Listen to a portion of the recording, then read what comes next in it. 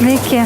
Vakare mes mėgstame sočiai ir daug pavalgyti, tačiau iš tiesų vakarienė turėtų būti dvigubai mažesnė negu pietus.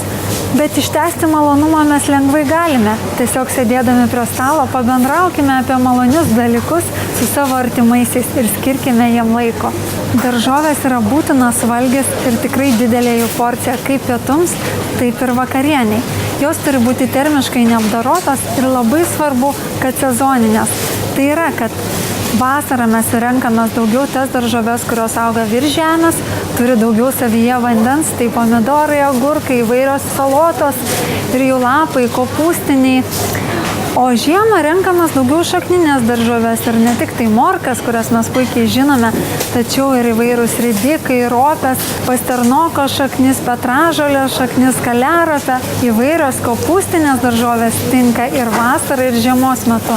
Tačiau žiemos metu būtinai valgykite ir raugintų daržovių, kurių suteiks jums ir probiotikų, ir vitamino C, ko paprastai mums trūksta žiemą. Daržovės reikia skirstyti ne tik tai į šaknines ir augančias virš žemės, bet ir pasirinkti kuo įvairesnių spalvų. Jeigu vieną dieną nepavyko visų spalvų susirinkti, tai stenkitės vaivorykštę gauti visos savaitės metu.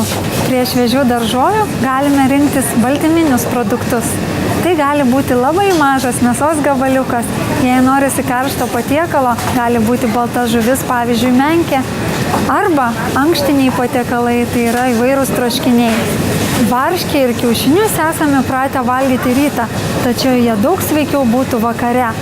Na ir mūsų mėgstami šaltibarščiai taip pat puikus vakarinis valgis, tik į juos reikėtų įdėti daugiau žalumynų, lapelių ir įtarkuoti šviežių agurkų. Skanaus!